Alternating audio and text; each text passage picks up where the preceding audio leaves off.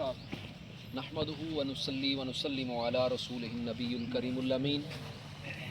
اما بعد فاعوذ باللہ من الشیطان الرجیم بسم اللہ الرحمن الرحیم وتعاونوا علی البر والتقوی ولا تعاونوا علی الاثم والعدوان صدق اللہ العظیم وصدق رسولہ النبی الکریم الامین۔ حضرات ذی وقار، اللہ رب العزت نے ہمیں قرآن مجید فرقان حمید میں حکم دیا کہ جب کوئی نیکی کا کام ہو تو اس میں ایک دوسرے سے تعاون کیا کرو۔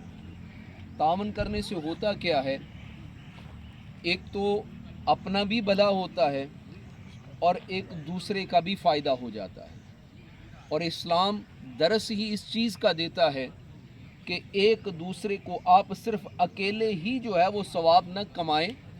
اکیلے ہی جو ہے وہ نیکیاں اکٹھی نہ کریں، بلکہ اپنے بہن بھائیوں کو، اپنے دوست احباب کو، اپنے رشتہ داروں کو بھی جو ہے وہ اس نیکی میں جو وہ شامل کرتے جائیں۔ اسی چیز کا اللہ رب العزت نے حکم دیا کہ وَتَعَاوَنُوا عَلَى الْبِرِّ وَالتَّقْوَى، کہ تم نیکی اور تقوی کے کام میں ایک دوسرے سے تعاون کرو، ایک دوسرے کا دست و بازو بنو، ایک دوسرے کی ہمت بندھاؤ۔ جب تم ایک دوسرے کی ہمت بندھاؤ گے، اکیلا بندہ جو ہے وہ نماز پڑھ رہا ہے، ٹھیک ہے وہ پڑھ رہا ہے، مگر جب مل کر پڑھتے ہیں تو ہوتا کیا ہے کہ بعض کوتاہیاں کئی ہوتی ہیں، کمیاں کئی ہوتی ہیں، وہ ایک دوسرے کو دیکھ کر جو ہے وہ کیا ہوتا ہے کہ وہ کوتاہیاں دور ہو جاتی ہیں۔ اسی طرح بندہ قرآن پاک کی تلاوت کرتا ہے، اکیلا کر رہا ہے تو اس کی کئی غلطیاں ساری زندگی چلتی رہتی ہیں، مگر جب وہ کسی کے ساتھ مل کر کرتا ہے، تکرار کرتا ہے، ہوتا کیا ہے کہ وہ غلطیاں جو ہیں وہ اس کی نکل جاتی ہیں۔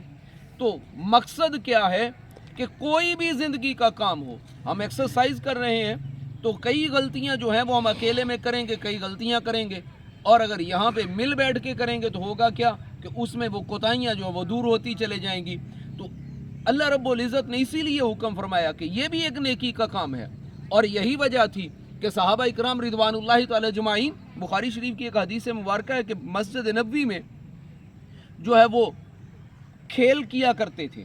اور نیزوں کے ساتھ جو ہے وہ نیزیں مار کر جو ہے وہ اپنا یہ پریکٹس کیا کرتے تھے۔ وجہ کیا کہ صرف وجہ یہ کہ ایک دوسرے کے ساتھ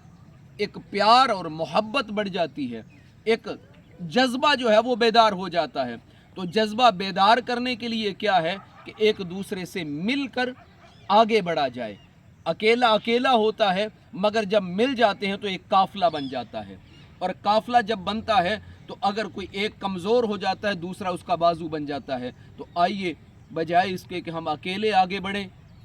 کوئی بھی کام ہے، خصوصی طور پہ نیکی کا کام جو بھی ہے، اس میں ایک دوسرے کا دست و بازو بنے، تاکہ ہمارے لیے بھی بہتری ہو اور دوسروں کے لیے بھی بہتری ہو۔ اللہ تعالیٰ سے دعا ہے کہ اللہ رب العزت ہمیں عمل کی توفیق عطا فرمائے۔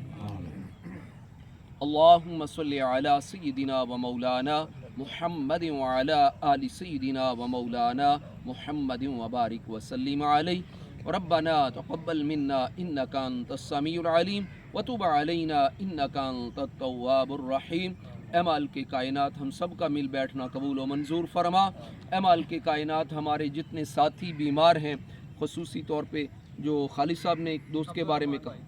عبد الرحمان صاحب، اے مالک کائنات ان کو صحت و تندرستی والی لمبی زندگی عطا فرما، ہم سب کے گھروں میں خیر و برکت عطا فرما۔ اے مالک کائنات ہمیں ہر قسم کی آفات و بلیات سے محفوظ فرما، رزق حلال بے حساب عطا فرما۔ وصلی اللہ تعالی علی حبیبہ خیر خلقہ ونور عرشہ وقاسم رزقہ محمد وآلہ وصحابہ اجمعین برحمتک یا ارحم الراحمین۔